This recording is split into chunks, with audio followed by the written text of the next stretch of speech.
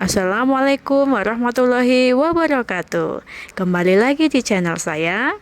Kali ini di video saya akan menampilkan tentang aksi nyata saya berkaitan dengan implementasi pemikiran Ki Hajar Dewantara. Yuk, mari tonton videonya sampai selesai. Pertama, mengenai perasaan selama melakukan perubahan di kelas.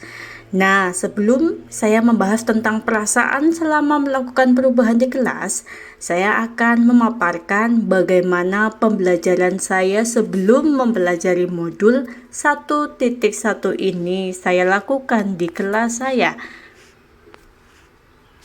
Pembelajaran yang saya lakukan sebelumnya, yang pertama, pembelajaran berpusat pada guru, monoton, merdeka belajar, siswa terbelenggu. Yang kedua, menuntut murid untuk bisa memahami materi tanpa memberikan ruang kebebasan untuk mereka belajar merdeka. Yang ketiga, sumber belajar hanya berpusat pada guru dan buku pelajaran yang dari sekolah saja. Kemudian yang keempat, pembelajaran hanya memfokuskan pada hasil aspek kognitif saja.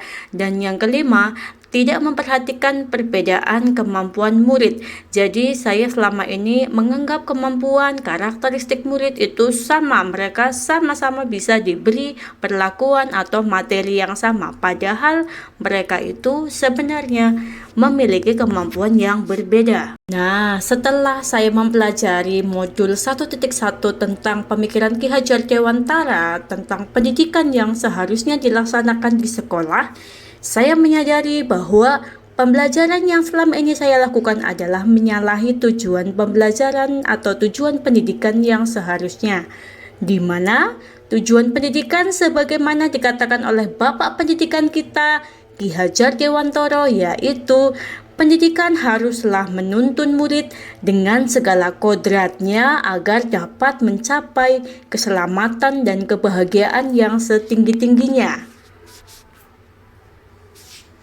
Kemudian, setelah mengikuti pendidikan guru penggerak ini, dan saya belajar banyak tentang pemikiran Ki Hajar Dewantara mengenai pembelajaran yang seharusnya di dalam kelas. Kemudian saya mencoba untuk melaksanakan pembelajaran yang berpihak kepada murid dengan menerapkan salah satu model pembelajaran yang berpihak pada murid, misalnya model pembelajaran problem based learning. Jadi, selama saya melakukan perubahan di kelas, perasaan saya tentunya sangat senang karena siswa menjadi lebih aktif dalam pembelajaran.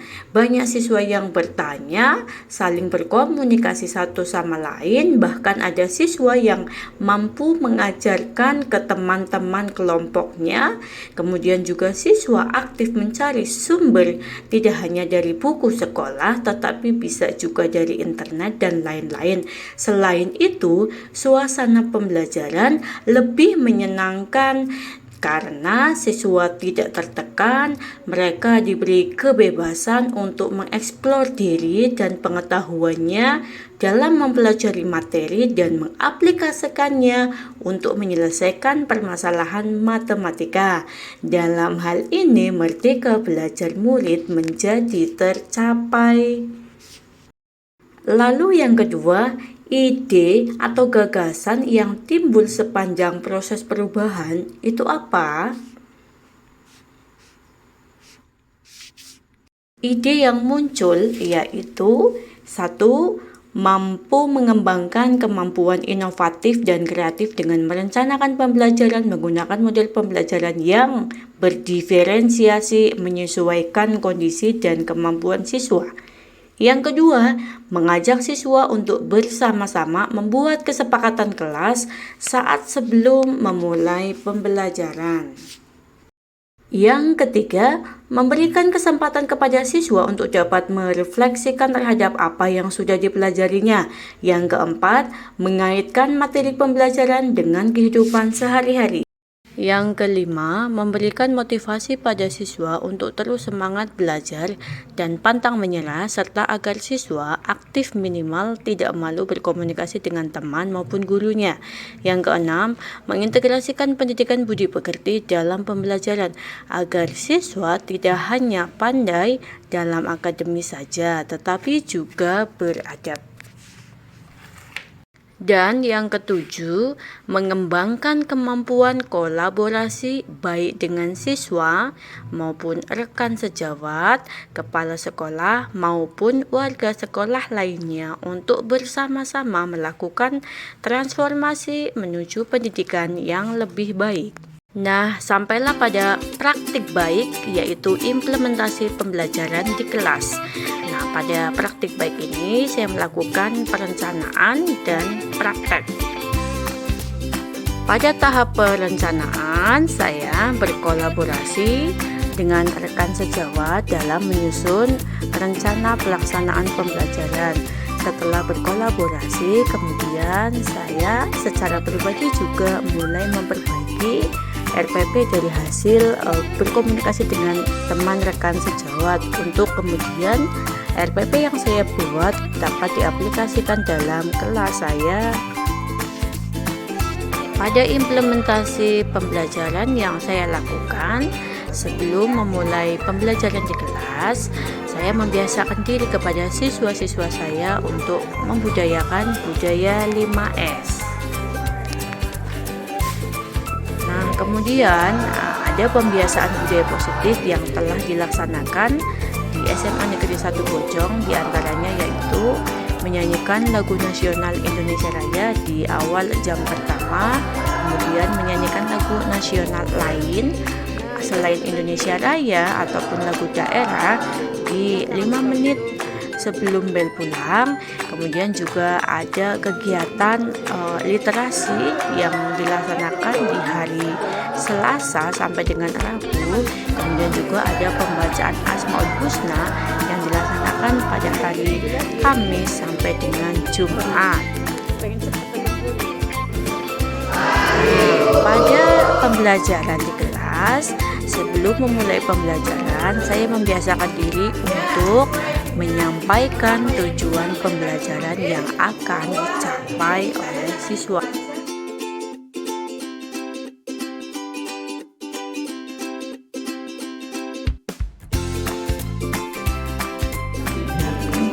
Ambil pertama.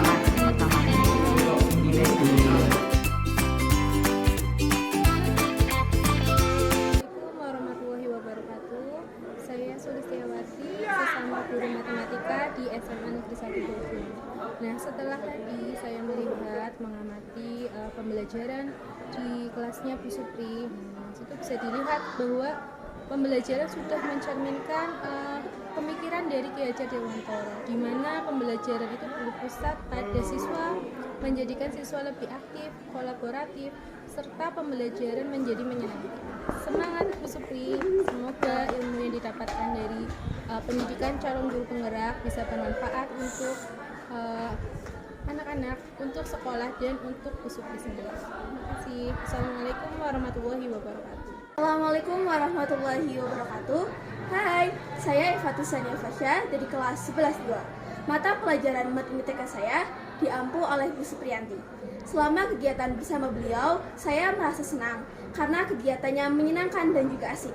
Bu Supri selalu menuntun kegiatan kami apabila kami mengalami kesulitan dalam menyelesaikan permasalahan matematika. Terima kasih. Wassalamualaikum warahmatullahi wabarakatuh. Assalamualaikum warahmatullahi wabarakatuh. Perkenalkan, nama saya Dava Dialhat dari kelas 11-3. Kesan yang didapat setelah mengikuti pembelajaran dari Ibu Supriyanti sangat seru karena Ibu Supriyanti mengajar dengan penuh dengan kegembiraan, dan juga saya dan teman-teman mudah memahami materi yang disampaikan oleh Bu Supri, dan kita bisa memahaminya dengan sendiri. Terima kasih. Wassalamualaikum warahmatullahi wabarakatuh. Itulah tadi pemaparan tentang aksi nyata saya yang sudah saya lakukan berkaitan dengan implementasi pemikiran Ki Hajar Dewantara di sekolah saya. Terima kasih sudah menonton. Salam semangat, Ibu dan Bapak Guru hebat!